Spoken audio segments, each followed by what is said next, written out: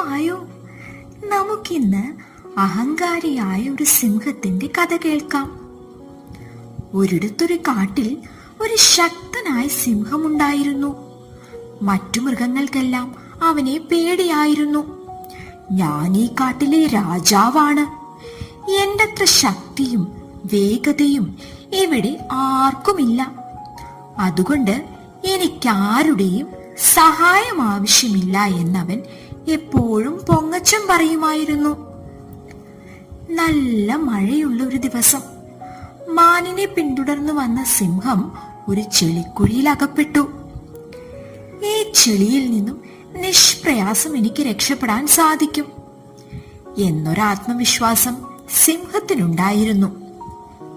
അതുകൊണ്ട് തന്നെ ആദ്യം അവൻ ചിരിച്ചുകൊണ്ട് ചെളിയിൽ നിന്നും രക്ഷപ്പെടാൻ ശ്രമിച്ചു.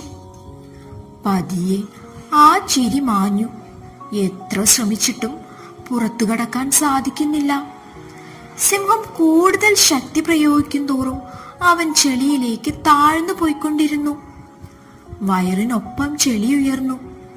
കുറച്ചു സമയത്തിനകം തന്റെ ശരീരം മുഴുവൻ ചെളിക്കടിയിലാകുമെന്ന് മനസ്സിലാക്കിയ സിംഹം തന്റെ സർവശക്തിയും എടുത്ത് അലറി. പക്ഷേ വലിയ മൃഗങ്ങളൊന്നും അവന്റെ സഹായത്തിന് എത്തിയില്ല. അവനെന്നും വേട്ടയാടിയിരുന്ന ഒരു കൂട്ടം ചെറു മൃഗങ്ങളാണ് അവന്റെ സഹായത്തിനെത്തിയത്.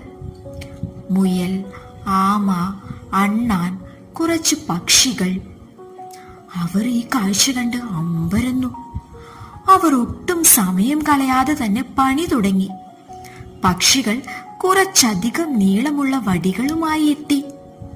മുയലും അണ്ണാനും ചെളിക്ക് ചുറ്റും കുഴിയുണ്ടാക്കി.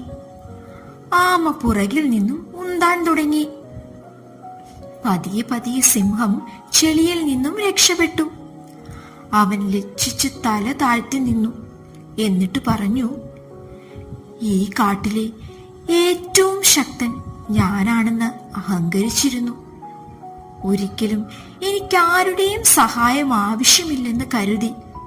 പക്ഷെ ഇന്ന് നിങ്ങളാണ് എന്നെ രക്ഷിച്ചത്. നിങ്ങൾ വന്നില്ലായിരുന്നെങ്കിൽ എന്റെ ജീവൻ നഷ്ടമായേനെ. ഇന്നു മുതൽ വലുതും ചെറുതുമായ എല്ലാ സഹജീവികളെയും ഞാൻ ബഹുമാനിക്കും. അന്നു മുതൽ അഹങ്കാരിയായ സിംഹം താഴ്മയും ദയയുമുള്ള രാജാവായി ആ കാട്ടിൽ കഴിഞ്ഞു. കഥ ഇഷ്ടമായോ എല്ലാവർക്കും?